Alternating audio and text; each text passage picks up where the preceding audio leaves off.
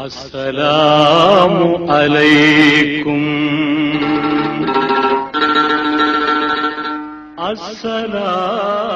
அஸ்ஸலாமு அலைக்கும். நஹ்மதுஹு வ நுஸல்லி அலா ரசூலிஹில் கரீம். அம்மா பஅத்.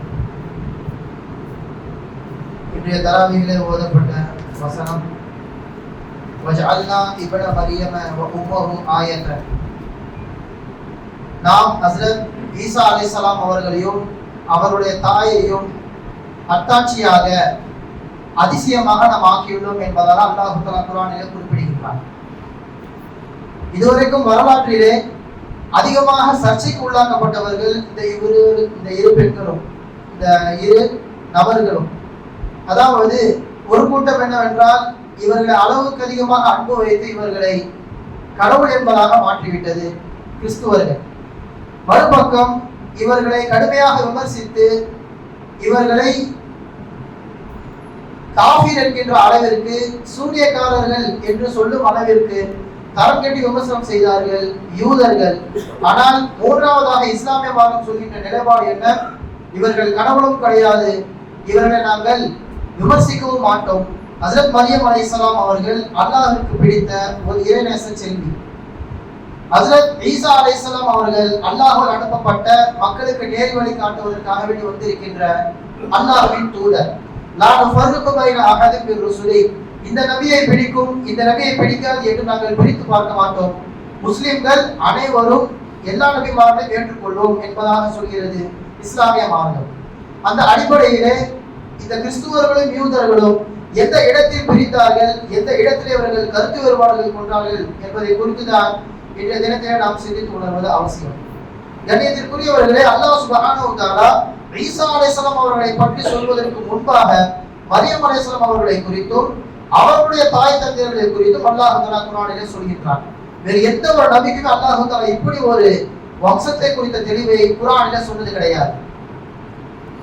ஜெருசலத்திலே, பலஸ்தீனில் இருக்கின்ற ஜெருசலம் என்கின்ற பகுதியை வாழ்ந்தவர்கள் தான் இம்ரான், ஹன்னா என்கின்ற இரு தம்பதியர்கள். ஹன்னா மிகப்பெரிய கற்பொழுக்கம் மிக்க ஒரு பெண்மணி, இம்ரான் மிகப்பெரிய ஒரு உழைப்பாளி, இபாதத்சாலி. இவ்விருவருக்கும் குழந்தை பிறக்கின்றது. அதுதான் மரியம் அலைஹிஸ்ஸலாம் அவர்கள். பிறப்பதற்கு முன்பாகவே இந்த ஹன்னா அவர்கள் ஒரு நேர்ச்சை செய்கிறார்கள். ரப்பி இன்னி நஸர்து லக மா ஃபீ பத்னி முஹர்ரரன் ஃபதகப்பல் மின்னி. யா அல்லாஹ், என் வயிற்றில் இருக்கின்ற குழந்தையை உனக்கு நான் அர்ப்பணம் செய்கின்றேன். பைத்துல் முகத்தஸுடைய சேவைக்காக வேண்டி அந்த குழந்தையை நீ வைத்துக்கொள் என்பதாக அவர்கள் நியத்து வைக்கிறார்கள். அப்ப அருகில் இருந்த இம்ரான் அவர்கள் அவசரப்பட்டு விட்டாய் ஹன்னா, பிறப்பது என்ன குழந்தை என்றே தெரியாது. ஆண் குழந்தையாக இருந்தால் நாம் பள்ளிவாசலுக்கு விடலாம், பெண் குழந்தை எப்படி விடுவது என்பதாக அவர்கள் கேள்வி தொடுக்கிறார்கள். கொஞ்ச காலத்திலேயே அவர்கள் வஃபாத்தும் ஆகிவிட்டார்கள். அவர்கள் கவலைப்பட்டதை போன்றே பிறந்தது பெண் குழந்தை. இருப்பினும் நியத்து வைத்து விட்டோமே என்பதற்காக வேண்டி ஹன்னா அவர்கள் பள்ளிவாசலுக்கு அந்த பெண்ணை ஒப்படைக்கிறார்கள், அந்த பெண் குழந்தையை ஒப்படைக்கிறார்கள். ஏன் இந்த இடத்துல மரியம் அலைஹிஸ்ஸலாம் அவர்களை சொல்வதற்கு காரணம் என்னவென்றால், அவருடைய தாய் தந்தையர்களை பற்றி சொல்வதற்கு காரணம் என்னவென்றால், மரியம் அலைஹிஸ்ஸலாம் அவருடைய அந்த சூழ்நிலை எப்படி இருக்கின்றது, அவர்கள் தவறு செய்வதற்கு ஏதேனும் ஒரு சின்ன வாய்ப்பாவது வரலாற்றில் கிடைக்குமா, கிடைக்கவே கிடைக்காது என்பதால் அல்லாஹ் தஆலா அந்த சம்பவத்தின் மூலம் உணர்த்தி காண்பிக்கின்றார். குழந்தை பிறந்த உடனே ஹஸ்ரத் ஹன்னா அவர்கள் என்ன செய்கிறார்கள்? மரியம் என்பதாக பெயர் சூட்டிவிட்டு வஇன்னி உஈதுஹா பிக வ துர்ரியதஹா மினஷ் ஷைத்தானிர் ரஜீம். இந்த மரியம் என்கின்ற குழந்தையையும் இதனுடைய சந்ததிகளையும் நான் அல்லாஹ்விடம் பாதுகாப்பு தேடுகின்றேன், ஷைத்தானை விட்டு முழுமையாக காப்பாற்றி விடு யா அல்லாஹ் என்பதாக துஆ செய்கின்றார்கள். அதற்கு ஏற்றால் கூட அல்லாஹ் சுப்ஹானஹு வ தஆலா ஷைத்தானை ஒரு சின்ன தூண்டுதல் கூட இல்லாமல் மரியம் அம்மா அவர்களையும் ஈசா அலைஹிஸ்ஸலாம் அவர்கள் அல்லாஹ் தஆலா பாதுகாத்து வளர்க்கின்றார். ஹதீஸிலே வருகிறது, உலகத்தில் பிறந்த எந்த ஒரு குழந்தையாக இருந்தாலும் ஷைத்தானின் தூண்டுதலால் பிறந்த உடனே அழுகும். 2 நபர்களை தவிர, இல்லா மரியம் வ இப்னுஹா. மரியம் அலைஹிஸ்ஸலாம் அவர்கள் பிறக்கும் போது அழுகவில்லை, ஈசா அலைஹிஸ்ஸலாம் அவர்கள் பிறக்கும் போது அழுகவில்லை.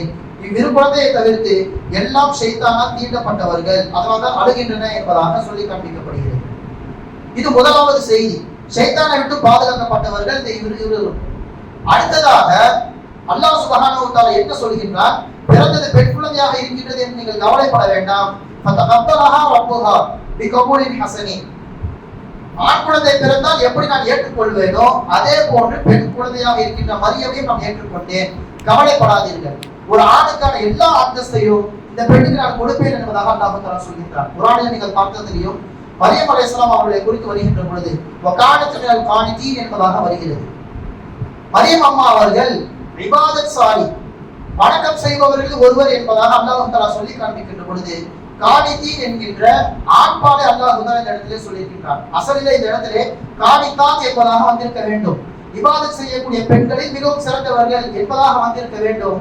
ஆனால் ஆண்பாலை அல்லாஹ் தஆலா சொல்லி ஆண்களிலேயும் இவர் சிறந்தவர் என்பதாக அல்லாஹ் தஆலா அழகான ஒரு வார்த்தையை பிரயோகம் செய்திருக்கின்றார். எனவே ஃபதகப்பலஹா ரப்புஹா பிகபூலின் ஹஸனி, அழகியவர்கள் அல்லாஹ் தஆலா ஏற்றுக்கொண்டார். இரண்டாவது செய்தி. மூன்றாவதாக வஅம்பதஹா நபாத்தன் ஹஸனா, அவர்கள் அல்லாஹ் தஆலா அழகிய ஒரு சூழ்நிலையிலே படைத்தான், அழகிய ஒரு சூழ்நிலையிலே அவர்களை வளர்த்தெடுத்தான் என்பதாக வருகின்றது.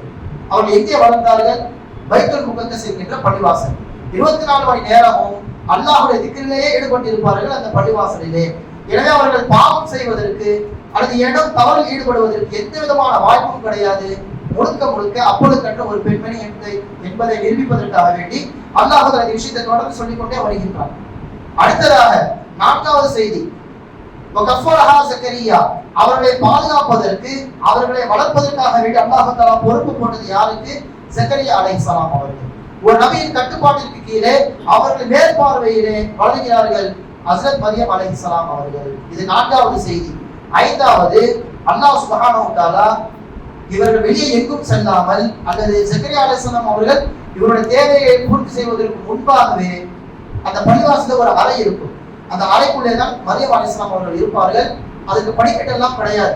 யாரேனும் அந்நிய ஆண்கள் மேலே சென்று விடக்கூடாது என்பதற்காக வேண்டி படிக்கட்டுகளை செய்யவில்லை. ஏணி போட்டு மேலே ஏறுவார்கள். ஜக்கரியா அலைஹிஸ்ஸலாம் பார்த்து விட்டு கீழே வந்து விடுவார்கள். ஏணி எடுத்து ஒளித்து வைத்து விடுவார்கள். இப்படிதான் இந்த சூழ்நிலை இருந்தது. இந்த சமயத்திலே அவர்கள் உணவு தேவைக்காக வேண்டி மேலே செல்வது வழக்கம். ஜக்கரியா அலைஹிஸ்ஸலாம் இவர் ஒரு நாள் போகும் பொழுது அந்த இடத்துல அவர்கள் சாப்பிட்டுக் கொண்டிருக்கிறார்கள். குர்ஆனில் அந்த வரலாறு அல்லாஹ் தஆலா பதிவு செய்கின்றான். பலமா தஹல அலைஹா ஜக்கரியா மிஹ்ராப், அந்த அறையிலே ஜக்கரியா அலைஹிஸ்ஸலாம் அவர்கள் நடந்து கொண்டிருக்கின்ற பொழுது அங்கே ஏற்கனவே பழங்கள் சாப்பிட்டுக் கொண்டிருக்கிறார்கள் மரியம் அம்மா அவர்கள். அப்ப அண்ணாலக்கி ஹாதா, எப்படி உனக்கு இந்த பழங்கள் கிடைத்தது, யார் கொண்டு வந்தாங்க என்பதாக கேட்கும் பொழுது அவர்கள் சொன்ன வார்த்தை இது, அல்லாஹ் தஆலா தான் எனக்கு கொடுத்தான். இன்னல்லாஹ் யர்சுகு மை யஷாஉ பிகைரி ஹிசாப், அல்லாஹ் தான் நாடியவருக்கு அள்ளி கொடுப்பவன் என்பதாக சொல்லி காண்பிக்கிறார்கள். இங்க இன்னொரு அதிசயம் என்ன அப்படின்னா, குளிர்காலத்துல சூடான பழங்களை சாப்பிடுவார்கள், கோடை காலத்திலே குளிர்ச்சியான பழங்கள் அல்லாஹ் தஆலா அவர்களுக்கு தருவான். எங்கிருந்து வருவது என்பதெல்லாம் தெரியாது. அந்த அறைக்குள்ளே அவர்களுக்கு ஒரு இடத்திலே கிடைத்துக் கொண்டே இருக்கும். அங்கே நின்று ஜக்கரியா அலைஹிஸ்ஸலாம் அவர்கள் துஆ செய்கிறார்கள். தனது 90வது வயதிலும் அவர்கள் அல்லாஹ் தஆலா யஹ்யா அலைஹிஸ்ஸலாம் அவர்களை கொடுக்கின்றார். அந்த இடம் அப்படி பரக்கத் பொருந்திய ஒரு இடம்.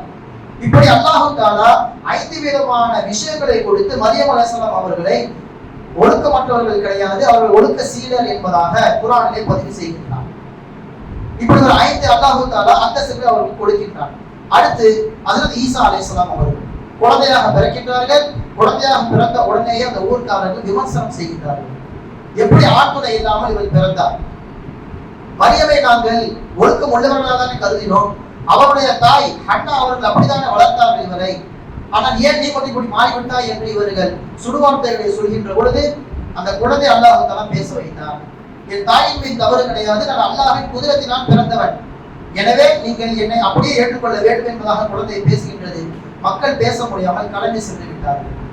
இங்கு இருந்துதான் 2 பிரிவுகளாக பிரிகின்றார்கள். ஒரு கூட்டம் இது அதிசய குழந்தை என்பதாக பிரிகிறது, கிறிஸ்துவர்கள்.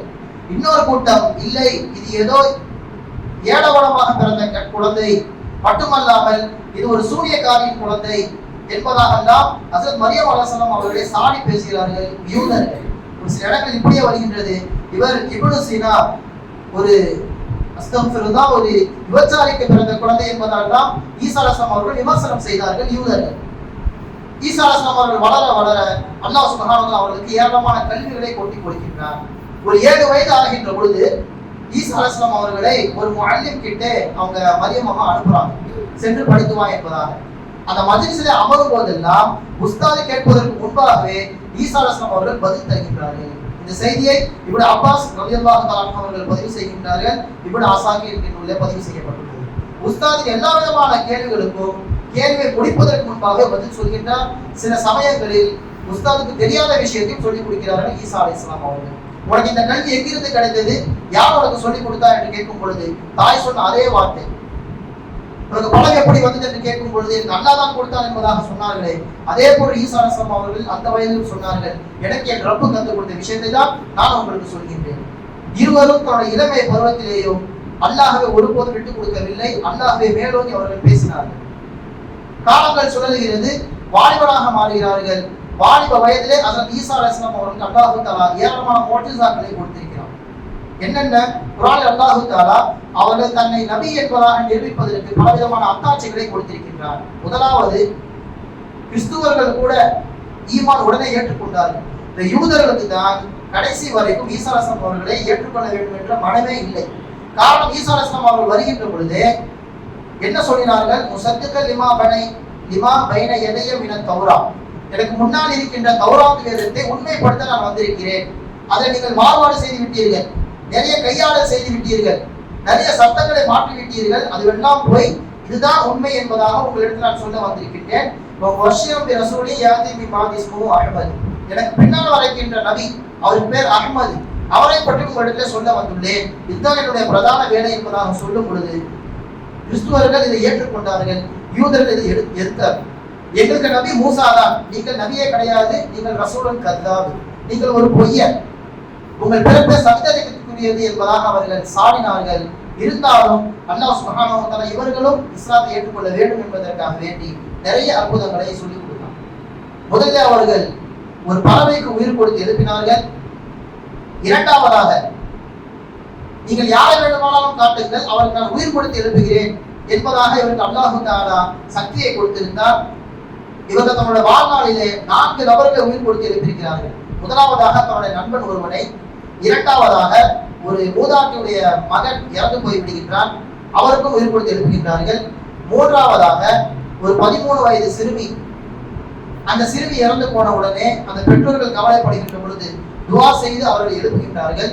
இந்த 3 நிகழ்வுகளிலேயும் கிறிஸ்துவர்களுக்கு எந்த பிரச்சனையும் கிடையாது, ஏற்றுக்கொண்டார்கள். யூதர்கள் இங்கே சந்தேகத்தை கிளப்புகிறார்கள். நீங்கள் இப்போது உள்ள நபருக்கு மட்டும்தான் உயிர் கொடுத்து எழுப்புவீர்கள், ஒரு 1000 2000 வருடங்களுக்கு முன்னால் வாழ்ந்த நபரை உங்களால் உயிர் கொடுத்து எழுப்ப முடியுமா? அப்படி இருந்தால் நாங்கள் காட்டுகின்ற கபரை சென்று நீங்கள் உயிர் கொடுத்து காமியுங்கள் என்பதாக அந்த யூதர்கள் கேட்கிறார்கள். சரி, நீங்க சொல்கின்ற கபருக்கு என்னை அழைத்து செல்லுங்கள், நான் உயிர் கொடுத்து எழுப்புகிறேன் என்பதாக ஈசா அலைஹிஸ்ஸலாம் அவர்கள் சொல்ல, ஹஜ்ரத் நூஹ் அலைஹிஸ்ஸலாம் அவருடைய மகன் அந்த வெள்ளத்திலே அழைத்து செல்லப்பட்டானே, அவன் பேர் சாம், இவருடைய கபரை நீங்கள் எழுப்பி காமியுங்கள் என்பதாக சொல்லும் பொழுது அங்கேயும் சொன்னார்கள், கும் பிஇذنில்லா, அல்லாஹ்வின் அனுமதியால் நீ எழுந்திருப்பீராக என்று சொன்னவுடன் கபரிலிருந்து சாம் எழுந்திருக்கிறான். இங்கே கியாமத்தால் வந்து விட்டதோ என்று அவனுடைய அந்த அச்சம் இல்லை, இவர்களுடைய சோதனைக்காக வேண்டியதான் உங்களை நான் எழுப்பேன் என்று சொல்லும் பொழுது அந்த மையத்தாக இருந்த சாம் சொன்ன வார்த்தை இது, சத்தியக்கூஹு ஃபைன்னஹு நபியு, இவரை நீங்கள் அப்படியே ஏற்றுக்கொள்ளுங்கள், இவர் அல்லாஹ்வால் அனுப்பப்பட்ட நபி, அவருடைய அல்லாஹ் கொடுத்த சக்தியின் மூலமாகத்தான் இப்போது நான் எழுப்பப்பட்டிருக்கின்றேன், எனவே நீங்கள் அவருடைய பேச்சை கேளுங்கள் என்பதாக சொல்லிவிட்டு மீண்டும் அவர் வஃபாத்தாகிவிட்டார். இப்படி வாழ்நாள் முழுக்க பலவிதமான அதிசயங்களை இவர் செய்து காட்டிக் கொண்டே இருக்கிறார். மட்டுமல்ல, உங்கள் வீட்டில் நீங்கள் என்ன சாப்பிடுகிறீர்கள் அதையும் நான் சொல்லுவேன், எதை மறைத்து வைத்திருக்கின்றீர்கள் அதையும் என்னால் சொல்ல முடியும் என்று சொல்லும் பொழுதெல்லாம் மேலும் மேலும் அவர் கேள்வி கேட்டுக்கொண்டே இருக்கிறார்கள். இன்னைக்கு நான் என்ன சாப்பிட்டோம் சொல்லுங்க என்பதாக கேட்பார்கள், மிகச்சரியாக சொல்லிவிடுவார்கள். இப்படி பலவிதமான அதிசயங்களை செய்து கொண்டிருக்கின்ற பொழுது குழந்தைகளோட கூட்டம் அதிகமாக ஆகிவிட்டது. எப்போதும் உங்க மஜ்லிஸ்ல ஆண்களை விட பெண்களை விட குழந்தைகள் கூட்டம் அதிகமாக இருக்கும். அத்தாம எல்லாம் ஒரு பொருளை ஒழிச்சு வச்சாங்க அப்படின்னா பிள்ளைக்கு தரக்கூடாது, ஒரு இனிப்பு பண்டம் ஒழிச்சு வைக்கிறாங்க அப்படின்னா பிள்ளைகிட்ட சொல்லி விட்டுருவாங்க, இந்த இடத்துல ஒழிச்சு வச்சிருப்பாங்க என்று சொன்ன உடனே அந்த பிள்ளைகள் போய் எடுத்து சாப்பிடும்.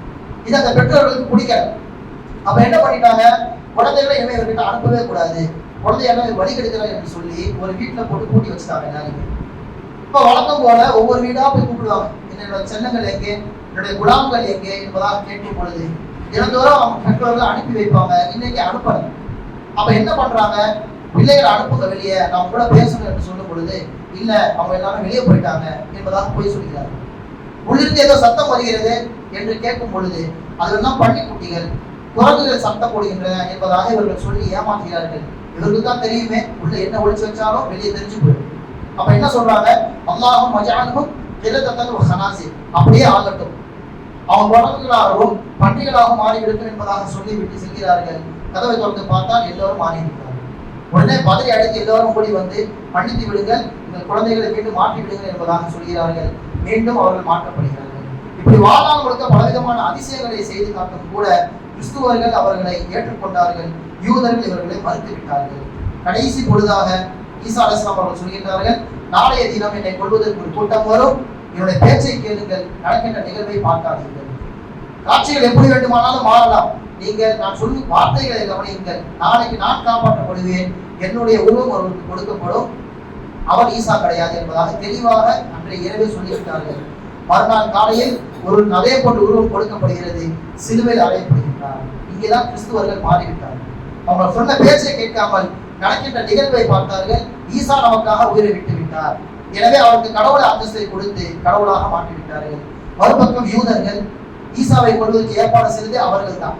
எங்கே இவர் நாளுக்கு நாள் அற்புதங்களை காண்பித்து காண்பித்து யூதர்களிலிருந்து நிறைய நபர்களை தன் பக்கம் இழுத்து விட்டார். கடைசி நாம் புரண்டு விடுவோம், அவர்கள் நெகிழ்த்து விடுவார்கள் என்ற சூழ்ச்சியில் ரோம் நாட்டு மன்னனுக்கு கடிதத்தை அனுப்பி அங்கிருந்தால் இவர்கள் வீரர்களை இறக்கினார்கள். அவர்கள் தான் வந்து கொன்றார்கள். ஆனால் கொல்லப்பட்டது ஈசா அலைஹிஸ்ஸலாம் கிடையாது. ஒமா கத்தலஹு ஒமா ஸலபுஹு வலக்கின் சுபிஹ லஹு. அல்லாஹ் தஆலா கொல்லப்பட்டவரை வேறொரு நபராக மாற்றிவிட்டார் என்பதாக குர்ஆன் பேசுகிறது. எனவே கண்ணியத்திற்குரியவர்களே, ஹஸ்ரத் ஈசா அலைஹிஸ்ஸலாம் அவர்களின் வரலாறு மிகவும் முக்கியமானது. நாம் அவர்களை நபியாக ஏற்கின்றோம், மரியம் அம்மா அவர்களை இறைநேச செல்வியாக ஏற்கின்றோம். இதே போன்ற ஒரு புரிதலை யூதர்களுக்கும் கிறிஸ்துவர்களுக்கும் அல்லாஹ் தஆலா தருவானாக. வ ஆகிரு தஅவானா அல்ஹம்துலில்லாஹி ரப்பில் ஆலமீன். அஸ்ஸலாமு அலைக்கும் வரஹ்மத்துல்லாஹி வபரகாத்துஹு. அளவற்ற அருளாளனும் நிகரற்ற அன்புடையோனுமாகிய அல்லாஹுவின் திருப்பெயரால், மேலும் இரவிலும் பகலிலும் நிலை கொண்டுள்ள அனைத்தும் அல்லாஹுக்கே உரியவையாகும். மேலும் அவன் அனைத்தையும் செவியேற்பவனாகவும் நன்கு அறிபவனாகவும் இருக்கிறான். நபியே கூறுவீராக, வானங்களையும் பூமியையும் படைத்தவனாகிய அல்லாஹுவை அன்றி வேறு ஒருவரை நான் பாதுகாவலனாக எடுத்துக்கொள்வேனா? அவன் உணவு வழங்குபவனே அன்றி உணவை பெறுபவன் அல்லன். மேலும் நீர் கூறுவீராக, அவன் முன்னிலையில் சிரம் பணிவோரில் முதன்மையானவனாய் நான் ஆகிவிட வேண்டும் என்பதே எனக்கு இடப்பட்ட கட்டளையாகும். இன்னும் எனக்கு வலியுறுத்தப்பட்டுள்ளது, இறைவனுக்கு இணை வைப்போரில் ஒருவராய் ஒருபோதும் நீர் ஆகிவிடாதீர். கூறுவீராக, நான் என்னுடைய அதிபதியின் கட்டளைக்கு அடிபணியாது போனால் ஒரு மாபெரும் பயங்கரமான நாளின் தண்டனையை அனுபவிக்க வேண்டி வருமோ என்று நான் நிச்சயம் அஞ்சுகிறேன். அன்றைய நாளில் தண்டனையிலிருந்து எவர் காப்பாற்றப்படுகின்றாரோ அவருக்கு உண்மையில் அல்லாஹ் தன் பெருங்கருணையை பொழிந்து விட்டான். இதுதான் தெளிவான வெற்றியாகும். அல்லாஹ் உமக்கு ஏதேனும் தீங்கினை தந்துவிட்டால் அதிலிருந்து உம்மை காப்பாற்றுபவர் அவனைத் தவிர வேறு யாரும் இல்லை. மேலும் அவன் உமக்கு ஏதேனும் நன்மை அளித்து செழிப்புறம் செய்வானாகில் அவன் யாவற்றின் மீதும் மிக்க ஆற்றலுடையவனாக இருக்கின்றான். அவன் தன் அடிமைகள் மீது முழு அதிகாரமுடையவன்.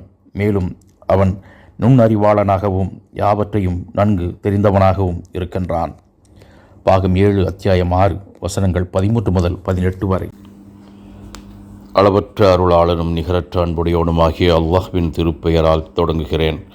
விரட்டப்பட்ட சபிக்கப்பட்ட ஷைத்தானை விட்டும் அல்லாஹ்விடம் நான் பாதுகாப்பு தேடுகிறேன். யா அல்லாஹ், பயமகற்றி அனைவரையும் பாதுகாக்கும் இரட்சகனே, உனது பாதுகாப்பால் பயம் ஏற்படுத்தும் அனைத்து விஷயங்களில் இருந்தும் எங்களை பாதுகாப்பாயாக.